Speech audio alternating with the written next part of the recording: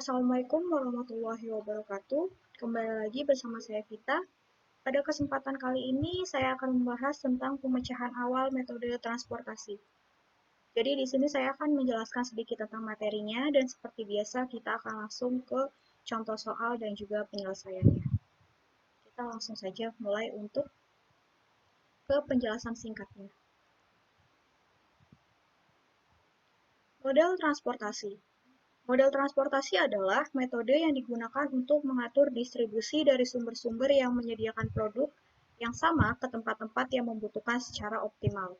Metode transportasi digunakan untuk memecahkan masalah bisnis, pembelanjaan modal, alokasi dana untuk investasi, analisis lokasi, keseimbangan lini perakitan dan perencanaan, serta scheduling produksi. Untuk menemukan solusi dasar awal yang layak, ada 3 metode yang bisa kita gunakan, yaitu yang pertama adalah Northwest Corner atau NWC, kemudian ada Least Call Cell Method atau metode inspeksi atau biasa disebut dengan metode ongkos terkecil. Kemudian yang ketiga ada Vogel's Approximation Method atau bisa kita singkat menjadi FAM.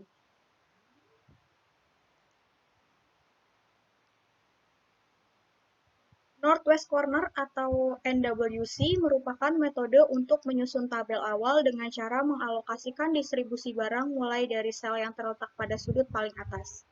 Dan untuk Last Call Cell Method atau metode inspeksi adalah metode untuk menyusun tabel dengan cara mengalokasikan distribusi barang dari sumber ke tujuan mulai dari sel yang memiliki biaya distribusi terkecil.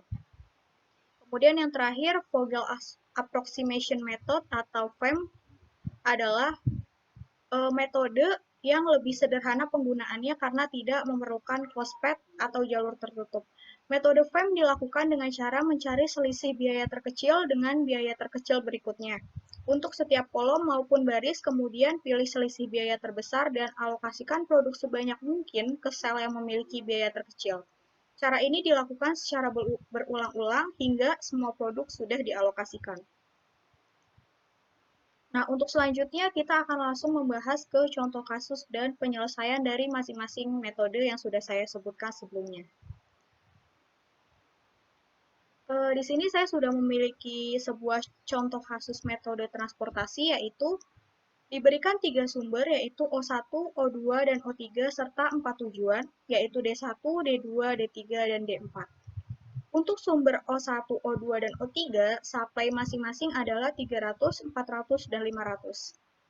Kemudian, destinasi D1, D2, D3, dan D4 masing-masing memiliki permintaan sebanyak 250, 350, 400, dan 200.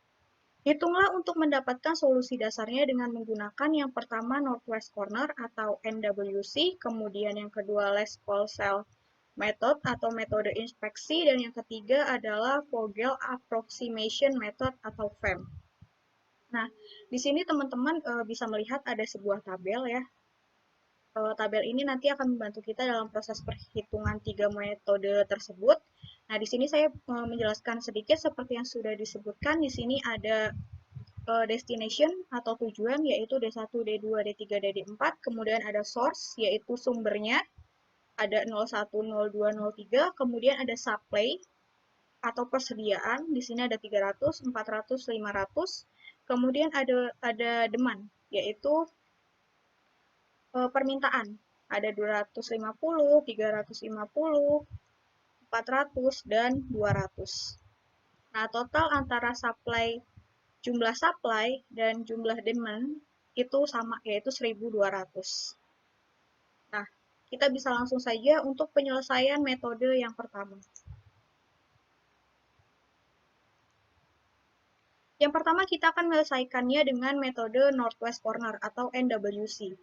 Nah, untuk metode ini ada beberapa aturan yang harus kita perhatikan. Yang pertama adalah pengisian sel atau kotak dimulai dari ujung kiri atas. Kemudian yang kedua, alokasi jumlah maksimal terbesar sesuai syarat sehingga layak untuk memenuhi permintaan.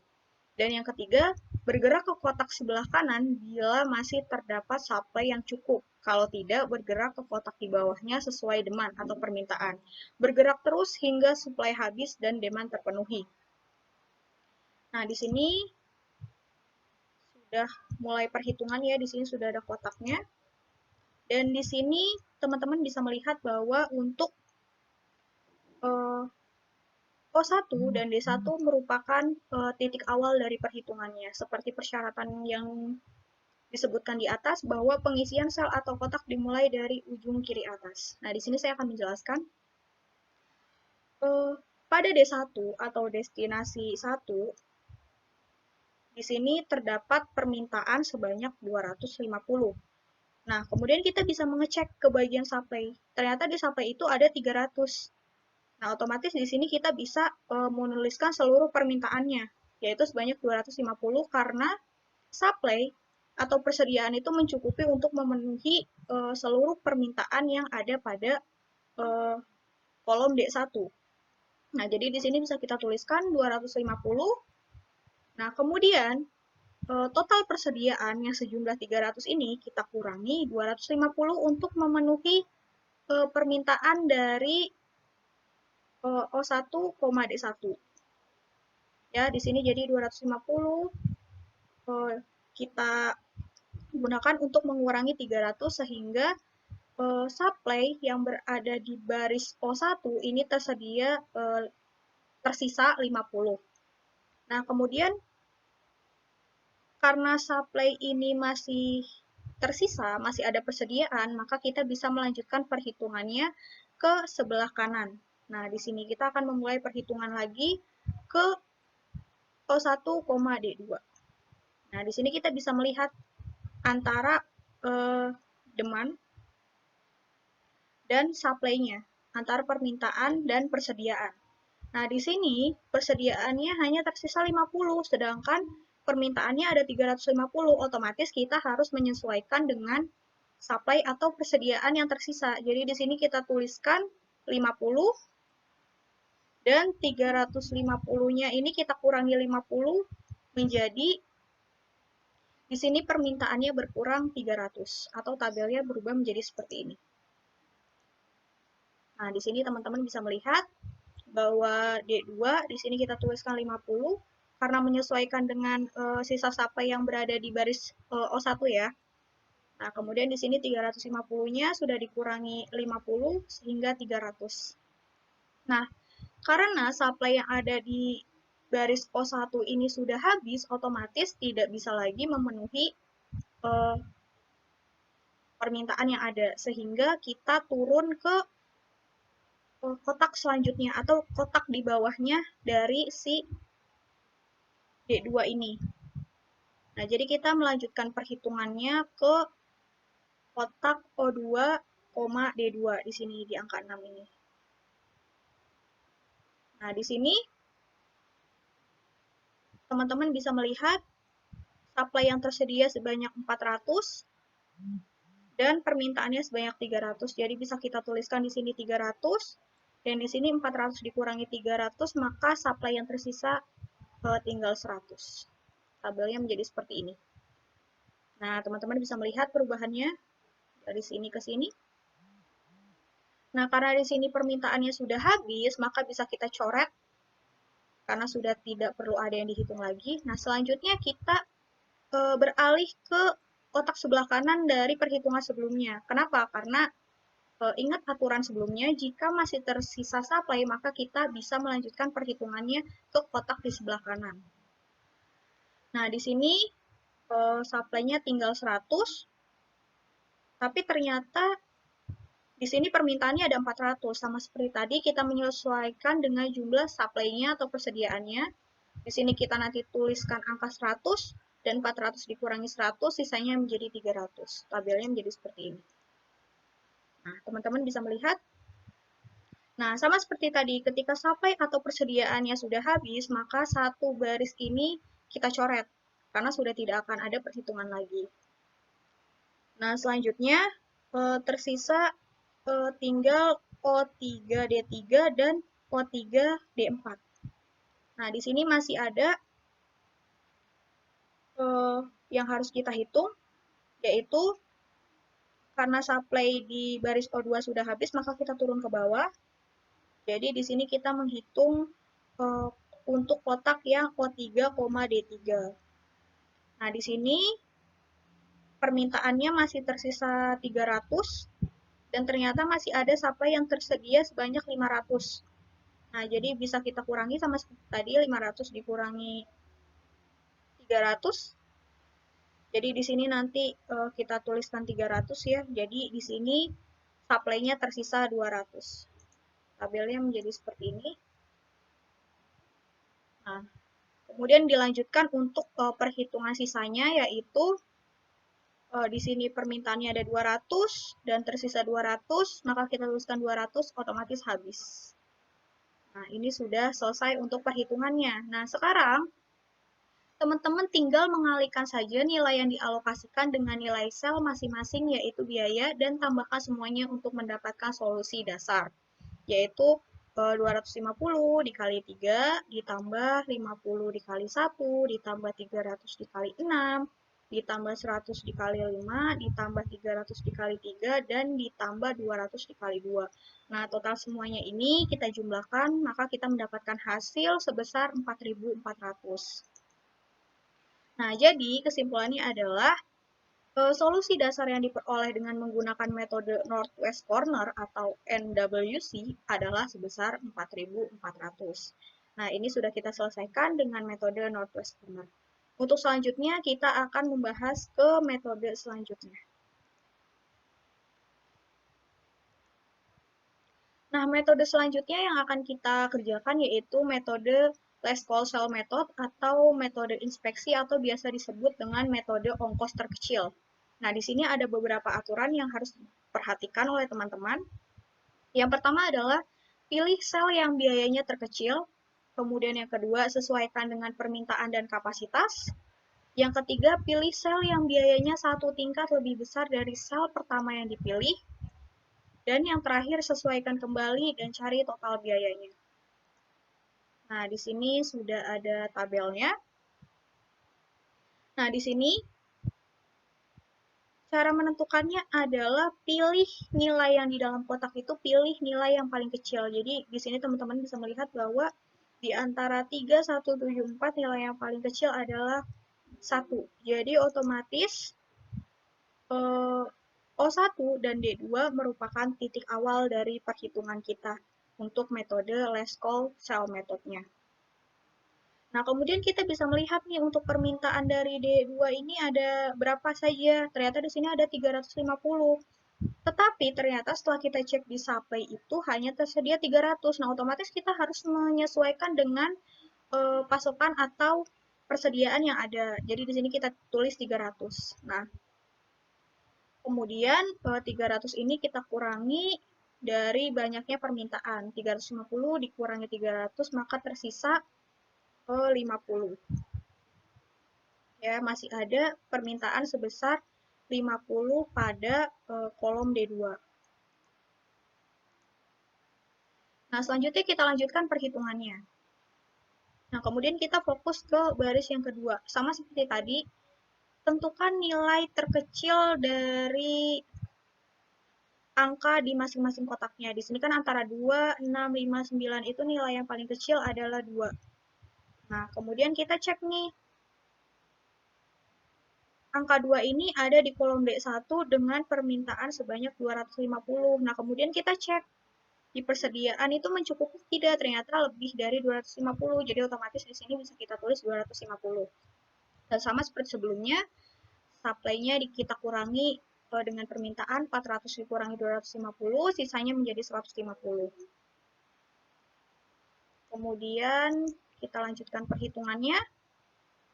Kita ke baris yang ketiga, kita cari angka yang nilainya paling kecil lagi. Di antara 8, 3, 3, 2, ternyata 2 yang paling kecil. Nah, otomatis di sini kita melanjutkan perhitungannya. Sama seperti tadi, kita mencocokkan antara permintaan, demand, atau dengan supply-nya atau persediaannya. Dari sini ternyata permintaannya ada sebanyak 200 dan persediaannya ada 300. Maaf, ada 500. Nah, jadi 500 dikurangi 200 tersisa 300. Nah, kemudian kita lanjutkan lagi untuk perhitungannya.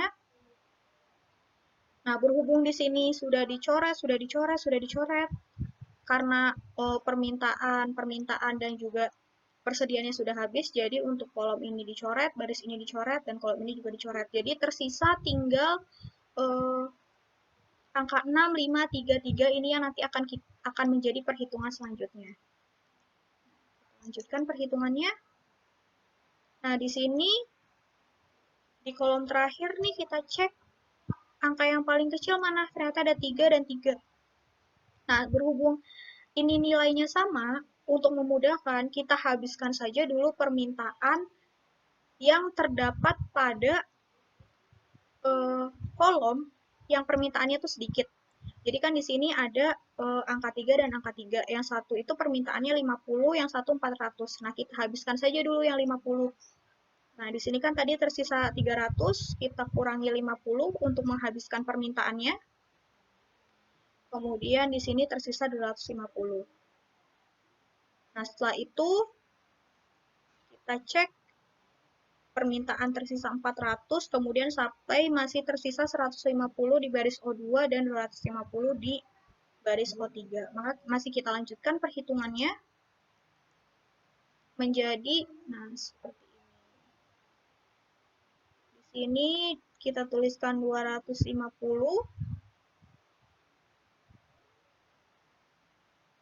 ya karena di sini tersisa 250, otomatis 400 dikurangi 150, maaf, maksudnya 400 dikurangi 250, sisanya menjadi 150. Nah, kemudian kita lanjutkan lagi untuk menghabiskan supply-nya.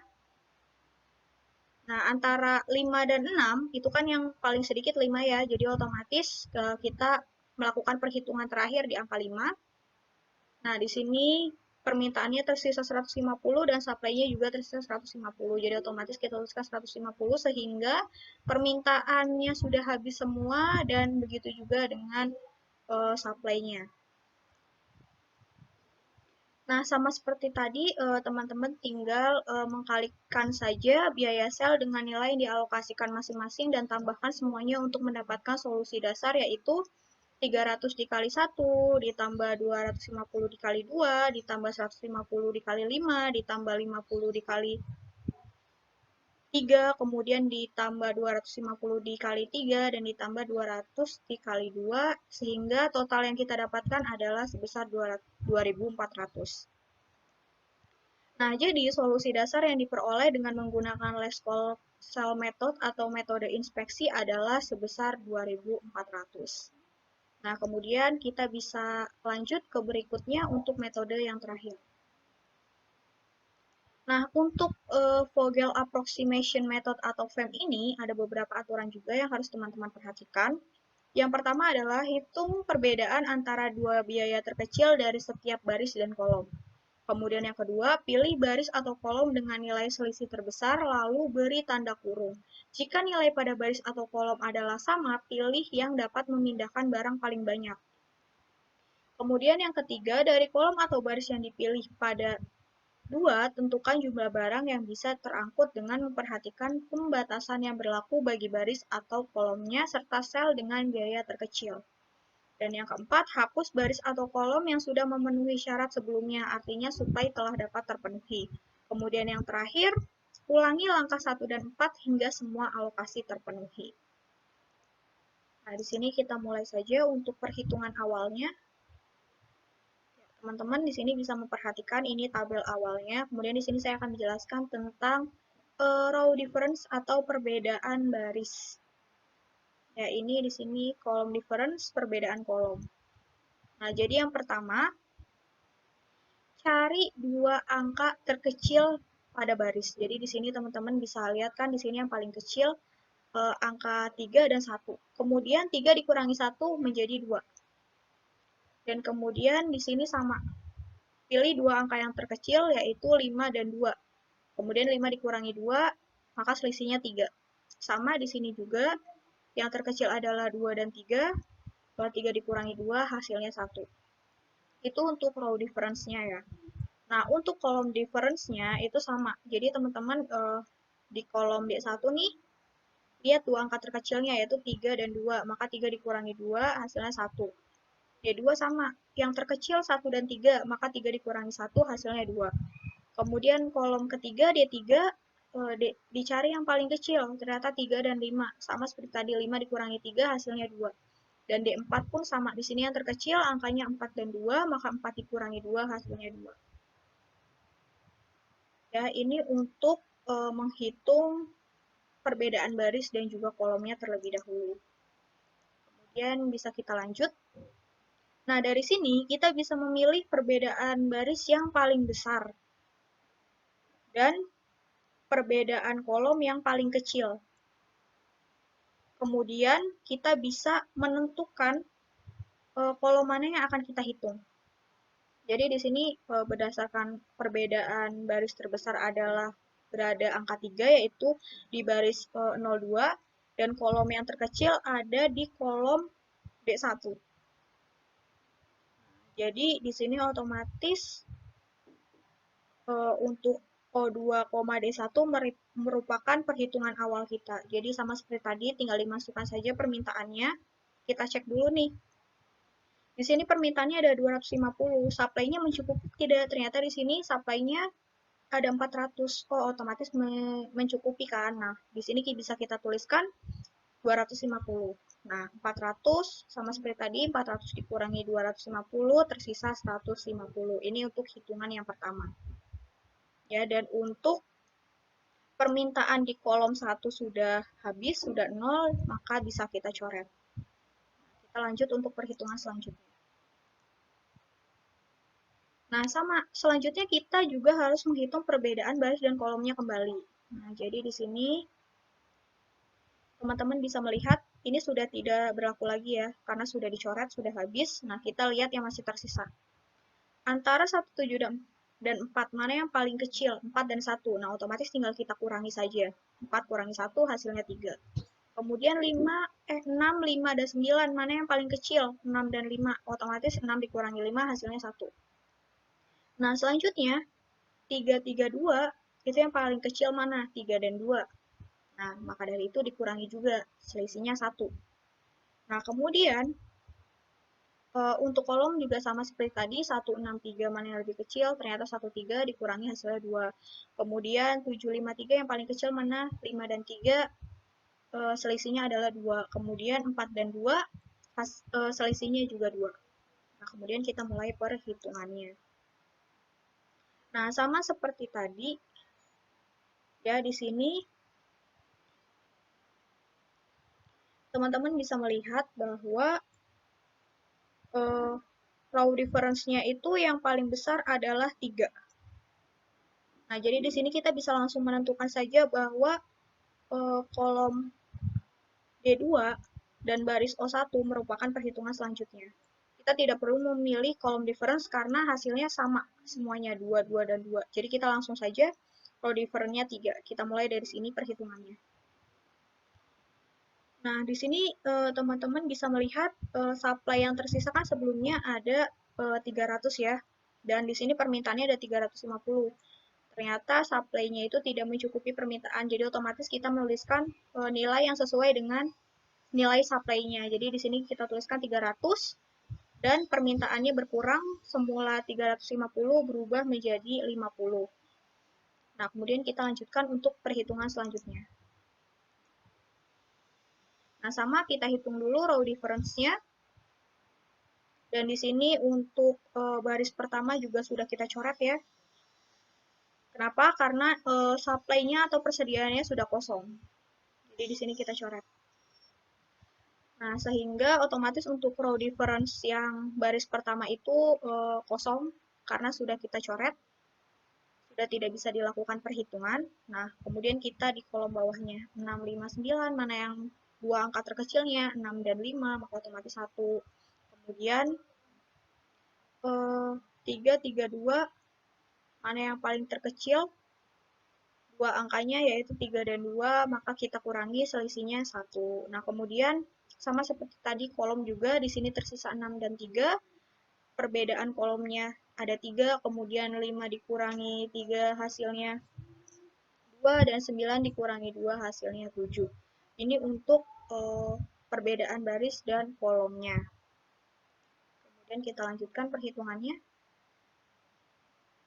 Nah, karena di sini kolom difference-nya atau maaf, row difference-nya itu nilainya sama, otomatis di sini kita memilih di kolom difference, perbedaan kolomnya dengan nilai yang terbesar.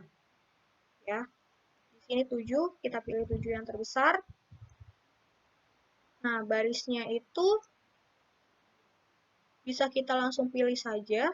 Di sini saya memilih O3, D4. Kita langsung melakukan perhitungan.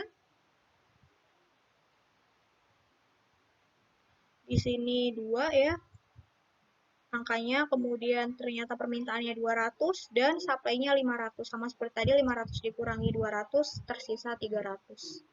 Dan karena permintaan di kolom D sudah habis, maka di sini bisa kita coret. Jadi tersisa perhitungan di kotak angka 6533. Nah, kita lanjutkan untuk perhitungannya. Nah, sama seperti tadi, kita mencari dulu row difference dan juga column difference-nya.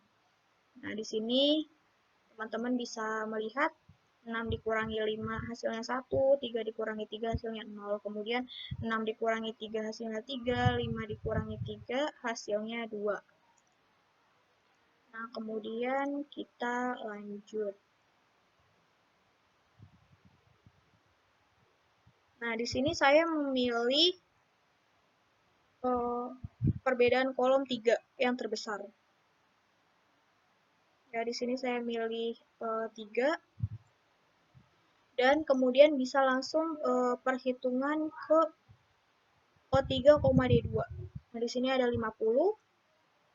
Kenapa? Karena permintaannya tersisa 50 dan di sini supply-nya sebelumnya ada 300, kita kurangi 50 jadi 250 sisanya ya. Dan kemudian kolom D2 bisa kita coret karena perhitungannya sudah selesai.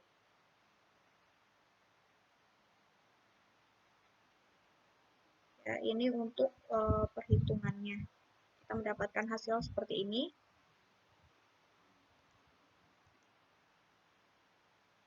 Nah, untuk selanjutnya, setelah kita menghitung ini, kita tidak perlu lagi mencari row difference atau kolom difference-nya, karena kan yang tersisa tadi tinggal kolom D3 saja ya, antara 5 dan juga 3. Jadi di sini saya mulai perhitungannya dari 3 saja.